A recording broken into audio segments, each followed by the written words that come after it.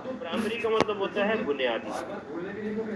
Basically primarily क्यों इसको primary function क्या है सस्पेंस अकाउंट खोलने का, तो कल की बात हमने की थी कि सस्पेंस अकाउंट एक अकाउंट होता है जो अपने ट्रायल बैलेंस को ट्रायल बैलेंस के बैलेंसेस को इक्वल करने के लिए ओपन किया जाता है।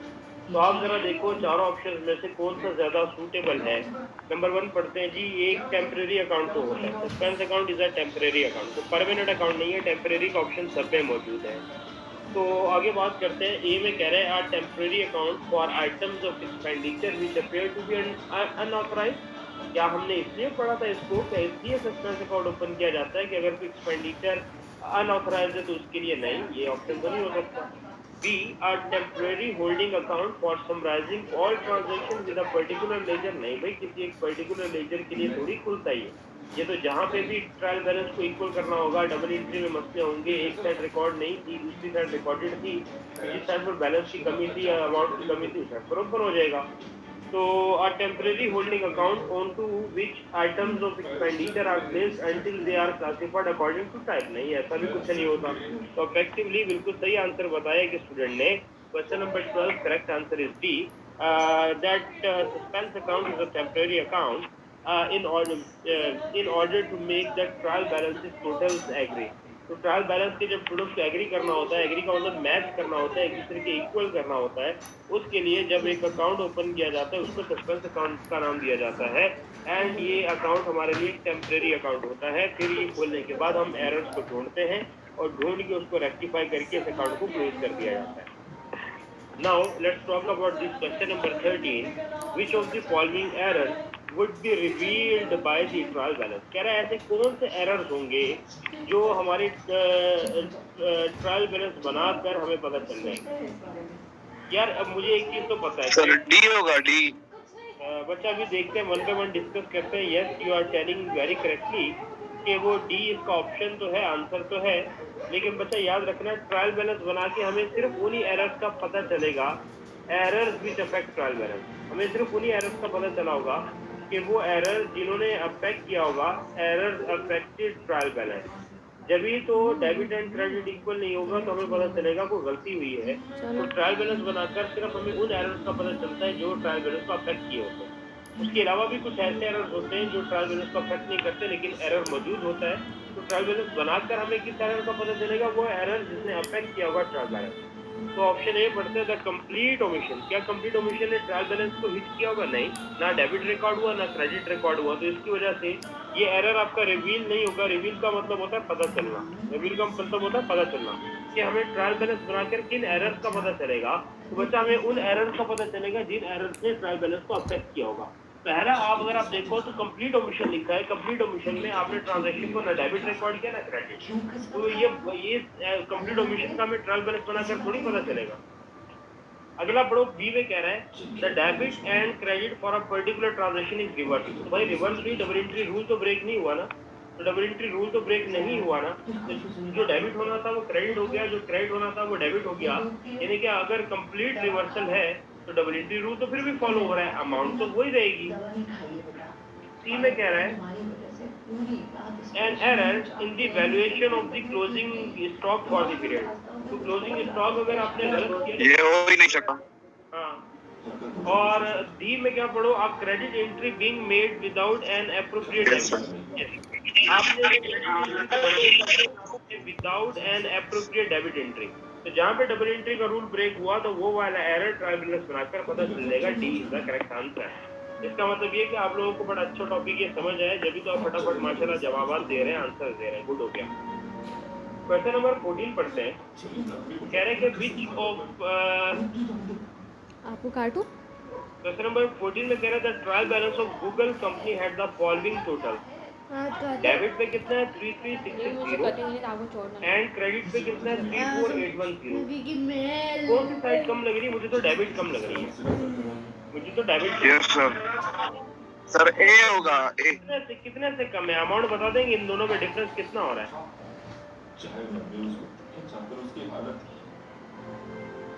इन दोनों का डिफरेंस कितना आ रहा है? 1150 जी। तो कह रहे हैं कि डेबिट 33,660 है और क्रेडिट 34,810 है. The error remained undetected, but it is suspected that the problem may lie in the sale ledger, as a new sales clerk was recently appointed. Which of the following entry is to be made? यार हमें एक चीज पता है कि जिस side पर अगर एक साइड ज्यादा है दूसरी साइड कम है, तो आप डिफरेंशियल अमाउंट को उस साइड पर ओपन करोगे सस्पेंस अकाउंट को जिस साइड पर बैलेंस कम है. तो 1150 डेबिट साइड पर ओपन होना चाहिए as a suspense account. 1150 debit side पर ओपन होना चाहिए as a suspense account. Which of the following entries needs to be made? तो क्या एंट्री बनाए इसकी अब?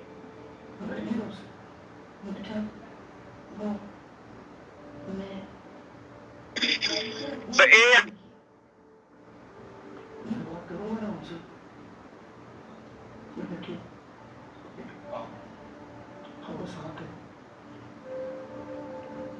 देखिए इसमें सिंपल, अभी हमने जो बात की कि जिस साइड पर बैलेंस कम होता है उस साइड पर सस्पेंस अकाउंट ओपन हो जाता है.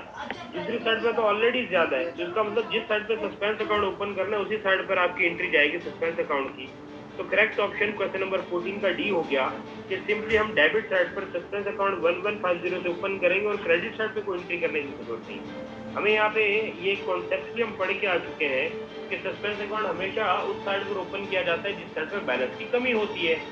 तो आपसे फिलहाल ये पूछ रहे हैं कि सस्पेंस अकाउंट कहाँ ओपन किया जाए, क्या एंट्री बने? तो हमने कहा डी एंट्री बन जाए कि जिसमें आप डेबिट करो सस्पेंस अकाउंट को और क्रेडिट कुछ करने की जरूरत नहीं, क्योंकि क्रेडिट करेंगे तो क्रेडिट साइड पे तो ऑलरेडी अमाउंट ज्यादा है. ठीक है जी. क्वेश्चन नंबर 15 में देखें क्या कह रहा है आपको.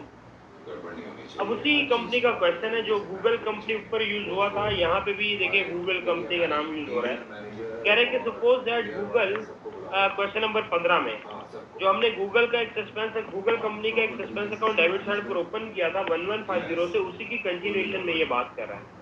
आगे कह रहे हैं suppose that Google company discovered the error a few weeks later. तो जब उनको एरर का पता चल गया, क्या पता चला? An invoice from the supplier 1150 had been entered on the supplier account, यानी कि पेमेंट्स को तो रिकॉर्ड किया but somehow it had been omitted from the purchases. The double entry sir D होगा. या अभी देखते हैं बच्चा, अभी देखते हैं, बिल्कुल सही कह रहे हैं हम, लेकिन अभी देखते कैसे होगा. तो जरा डिटेल से एंट्रीज बना लेते हैं. गुड इनफ के यार आप फॉर रिप्लाई देते हो अपना, माशाल्लाह अच्छा करते हो आपका. आगे कह रहे हैं double entry for correcting this error should be. अब देखो अगेन, अब आप जरा रिक्वायरमेंट स्पेसिफिक बात करो. आपसे कह रहे हैं डबल एंट्री क्या होगी फॉर करेक्टिंग दिस एरर, हमसे बात करें करेक्शन की. तो भाईजान अगर मैं एक्स एंट्री की बात करूं, तो जब हम एक्स एंट्री करते हैं तो कह रहे हैं कि असल अमाउंट क्या होनी चाहिए थी. कह रहा है कि सपोज दैट गूगल कंपनी ने एरर ढूंढ लिया और उन्होंने इनिशियली सस्पेंस अकाउंट को खोला हुआ था डेबिट साइड पे 1150, लेकिन बाद में उनको पता चला कि यार ये असल में एक सप्लायर की इनवॉइस रिसीव हुई थी जो कि एंटर तो हो चुकी थी सप्लायर के अकाउंट में, लेकिन लायबिलिटी तो क्रेडिट हो चुकी, but somehow it should have been omitted from the purchase account. आपने परचेजेस को नहीं रिकॉर्ड किया था, ओमिट किया था परचेजेस को. तो भाई मैं इसकी डायरेक्ट करेक्टिंग एंट्री बना देता हूँ. हमसे करेक्टिंग एंट्री पूछ रहा है, तो इसकी करेक्टिंग एंट्री क्या बनेगी? तो जब हमें पता चलेगा कि परचेजेस रिकॉर्ड नहीं थी तो परचेजेस को हम डेबिट कर देंगे 1150 से. अब आप देखो कि ऊपर हमने जब तक नहीं पता था ये परचेजेस का, तो मैंने सस्पेंस अकाउंट खोला हुआ था. अब जब परचेजेस का पता चल गया, उस सस्पेंस अकाउंट को उठा के मैं अपने पास से क्रेडिट कर दूंगा बाय 1150. तो debit purchases 1150 Sir, it's D. account. Yeah, very right. Correct option is B. Now let's talk about question number 16. Question number 16 में हमसे पूछ रहा है कि Hunter and Company had a suspense account balance of 580 debit. Before the following errors were detected and corrected. तो कह रहे हैं कि इनका एक की अकाउंट बना हुआ है, एक सस्पेंस अकाउंट बना हुआ है, और उस सस्पेंस अकाउंट में इनका बैलेंस कितना चल रहा है भाईजान? यहाँ पे अगर मैं एक सस्पेंस अकाउंट का की अकाउंट बना लूँ और उस पे सस्पेंस अकाउंट का डेबिट बैलेंस बोल रहा है, तो ब्रॉड डाउन मैंने यहाँ पे लिखा 500. कह रहे following errors were detected and corrected. कह रहे ये पता चले और ठीक किए. वो क्या एरर थे आपके पास? 140 worth of credit sale had been entered in the sales account but no entry on the debtors account. वैसे एक बात बताओ, मैं इसके लिए एक्स एंट्री बनाता हूँ. जब सेल्स होती है तो रिसीवेबल यानी कि डेटर्स डेबिट होते हैं, 140 से डेबिट होने चाहिए थे, और सेल्स को क्रेडिट होना चाहिए था बाय 140 से. अच्छा, वाई एंट्री क्या बनी, गलत काम क्या हुआ, कह रहे हैं कि worth of credit sale had been entered in the sales account, यानी कि आपने सेल तो क्रेडिट की 140 से, लेकिन कह रहे but no entry on debtor account. तो फिलहाल डेटर अकाउंट पे क्या खुला होगा, सस्पेंस अकाउंट खुला होगा, डेबिट हुआ होगा 140 से। जब तक नहीं आपने इसको रिकॉर्ड किया, तो जब तक आपने सस्पेंस अकाउंट खोला, तो फिर जब आपने इसकी करेक्शन की होगी, तो फिर आपने एक्चुअल जो चीज रिकॉर्ड होनी चाहिए थी इसको रिकॉर्ड किया होगा। क्या चीज को रिकॉर्ड किया होगा, रिसीवेबल को डेबिट किया होगा 140 से, और यही सस्पेंस अकाउंट का बैलेंस खत्म करने के लिए इसको उठा के लेके होगे क्रेडिट साइड पर। तो बच्चा देखो, आप यहाँ पे समझो, इस करेक्टिंग एंट्री में सस्पेंस अकाउंट पे क्या फर्क पड़ रहा है, 140। अब जरा ये बात भी पढ़ लो, कह रहे कि ये एरर डिडक्ट भी हो गए, डिटेक्ट भी हो गए थे और करेक्ट भी हो गए थे। इसका मतलब जब ये पहले का एरर हमने डिटेक्ट करके रिजॉल्व किया होगा, तो सस्पेंस अकाउंट क्रेडिट हो गया होगा। नंबर 2 ट्रांजैक्शन देखो, नंबर 2 में भी XYZ, फिर हम रिक्वायरमेंट की बात करेंगे। नंबर 2 में कह रहा है payment of 165 to a creditor had been entered into their account but the cash book had not received any entry for this transaction. तो जब हम किसी सप्लायर को पेमेंट करते हैं तो हमारे पेबल्स डेबिट हो जाते हैं। एक्स एंट्री कहती है what should be the actual entry, तो payables should be debited by 165 and correspondingly आपका cash should be credited with the same amount. ये एक्चुअल एंट्री बननी चाहिए थी, लेकिन आपने वाई एंट्री क्या की, आपने क्या 165 to a creditor had been entered into their account, यानी कि आपने लायबिलिटी को तो कम किया, पेबल के अकाउंट में तो एंट्री ली, लेकिन ये कैश वाली आपने साइड को कम नहीं किया, कैश बुक में कोई एंट्री रिकॉर्ड नहीं की। तो फिलहाल जब तक नहीं की होगी तो वहां पे सस्पेंस अकाउंट चल रहा होगा, तो सस्पेंस अकाउंट क्रेडिट साइड पे चल रहा होगा 165। अब बच्चा जब इसकी भी आपने करेक्शन की होगी, तो इसकी जेड एंट्री आपने क्या बनाई होगी, इसकी जेड एंट्री आपने बनाई कुछ ऐसे होगी कि जब आपको पता चला होगा कि यार आपने किसी को पैसा दिया था, वो आपने सप्लायर का अकाउंट तो कम कर दिया था, लेकिन कैश रिकॉर्ड नहीं किया था, तो अब आपको जब पता चला तो आप कैश को क्रेडिट करोगे बाय 165 से, और यही जो सस्पेंस अकाउंट खोला था अब आपने, अब ये सस्पेंस अकाउंट उठा के आप डेबिट कर दोगे। देखो इसकी करेक्टिंग एंट्री में सस्पेंस अकाउंट आपका डेबिट साइड पर आ रहा है।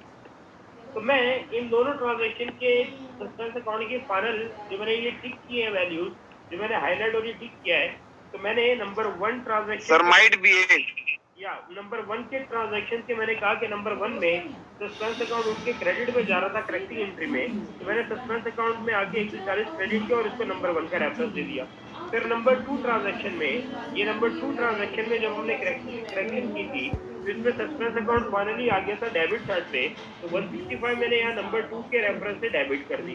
अगर इस पूरे को अगर हम सॉल्व कर भी ले, अब जरा रिक्वायरमेंट पढ़ लो, कह रहा है what should be the double entry for correcting these error, कह रहे कि डबल एंट्री क्या होनी चाहिए इन एरर को ठीक करने के लिए। तो जरा ये दोनों की करेक्टिंग एंट्रीज है, ये जेड एंट्री आपका आंसर है, ये जो हाईलाइटेड एरिया ये आपका आंसर है। ऐसी एंट्री कहाँ मिल रही है आपको, receivable debit suspense account credit, तो रिसीवेबल डेबिट यहाँ भी है, सस्पेंस अकाउंट क्रेडिट यहाँ भी 140 है। फिर अगली पढ़ लो, उससे सस्पेंस डेबिट कैश क्रेडिट,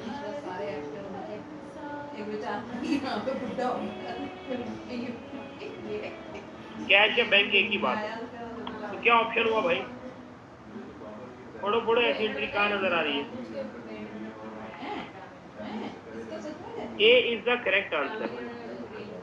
पढ़ो कैसे, आप अगर पहली एंट्री को देखो ना, ये वाली एंट्री की बात कर रहा हूँ, दिस वन, अगर आप इसकी बात देखो ना, तो यहाँ पे रिसीवेबल डेबिट है, सस्पेंस अकाउंट क्रेडिट है 140 से, तो रिसीवेबल यानी कि डेटर डेबिट 140 से और क्रेडिटर क्रेडिट सस्पेंस अकाउंट 140। अगली चीज देखो, दूसरी एंट्री में जेड में यहाँ देखो, यहाँ पे सस्पेंस अकाउंट डेबिट था, कैश या बैंक क्रेडिट था, तो यहाँ पे क्रेडिट बैंक है या कैश है 165 से, यहाँ क्रेडिट पहले लिखा हुआ, डेबिट सस्पेंस अकाउंट है 165, तो A is the correct answer for this question.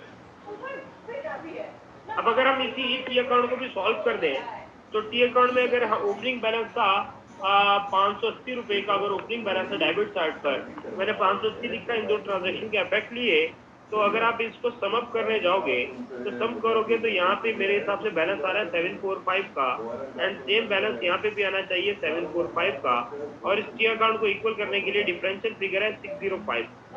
यही कैरी डाउन बैलेंस अगले साल पे अगले साल आकर डेबिट साइड पर यहाँ पे रिकॉर्ड हो जाएगा 605। अब आप जरा गौर करो कि सस्पेंस अकाउंट का ये सारा कुछ रिजॉल्व करने के बाद भी 600 पॉइंट डेबिट आ रहा है। इस डेबिट बैलेंस को कहाँ पे लिखा जाएगा? बैलेंस शीट में। और बैलेंस शीट में कहाँ पे लिखा जाएगा? अल्लाह भला करे, आपका हम ये बात करके आए थे, इसे करंट एसेट्स में रिकॉर्ड किया। तो जरा ये सारी बात, ये टी अकाउंट मैंने मजे लेने के करंट एसेट्स, ये करंट, ये सस्पेंस अकाउंट हमने मजे लेने के लिए नहीं बनाया, बल्कि अगर आप अगला सवाल देखोगे तो आपको समझ आ जाएगा कि हमने क्यों बनाया। जरा क्वेश्चन नंबर 17 देखो। इस क्वेश्चन नंबर 17 की रिक्वायरमेंट पढ़ो। कह रहे कि referring back to question to the information for question 17, what would be the revised balance on the suspense account. तो हमने रिवाइज बैलेंस पहले निकाल लिया कि अगर मैं इस क्वेश्चन 17 को रेफर करूं, सर बी, ये यार ये असल में क्वेश्चन नंबर 16 होना चाहिए था। यहाँ पे ये question referring back to information in question number 16 होना चाहिए था, क्योंकि ये 17 है ना। ये 16 में हमने ये अकाउंट का ओपनिंग बैलेंस दिया था, फिर हमने इस ट्रांजेक्शन के रेफरेंसेस दिए, और ये सारा काम करने के बाद ये 605 रुपए का बैलेंस बच गया और ये डेबिट बैलेंस बचा। तो यहाँ पे आंसर सर डेबिट बैलेंस का भी नीचे या very right, this should be the answer 605 debit start करना चाहिए। ठीक है जी। अच्छा, अब अगली चीज the balance on the suspense. ये समझ आ गया भाई सबको? ये हमने क्या किया, ये हमने ऊपर एक टी अकाउंट बनाया था, उसी का रेफरेंस यहाँ पे आया था, और हमने इस क्वेश्चन का रिवाइज बैलेंस। यस सर, समझ आ गया। बहुत अच्छी बात। आगे सुनो, आगे देखो। क्वेश्चन नंबर 18 में कह रहा है, ठीक है जी, ओके जी। क्वेश्चन नंबर 18 में कह रहा है कि the balance on the suspense account of Hunter and company was a debit one. Suspense account का बैलेंस किस तरफ बता रहा है? Current asset sir, current asset. Where on the balance sheet should this appear? Very right. जैसे ऊपर अभी हमने इस क्वेश्चन में भी मार्क किया कि जैसे अगर ये डेबिट बैलेंस था तो ये बैलेंस शीट में करंट एसेट में जाना चाहिए। यहाँ पे कंपनी का कह रहा है कि सस्पेंस अकाउंट का बैलेंस है तो उससे कहाँ पे रिपोर्ट होना चाहिए? डेबिट बैलेंस को हमने कहा करंट एसेट में रिपोर्ट होना चाहिए। तो यहाँ पे क्लियर है भाई? यहाँ पे क्लियर है?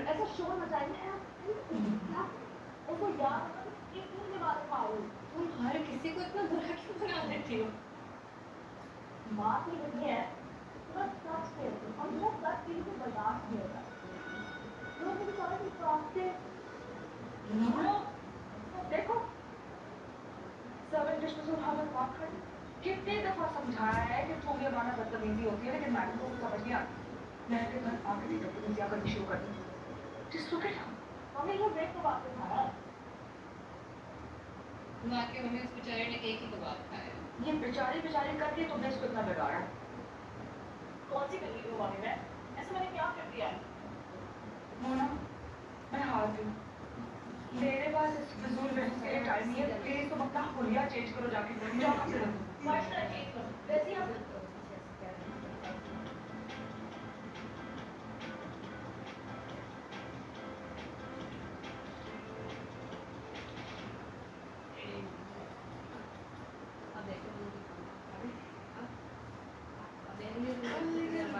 एक महीने बाद देख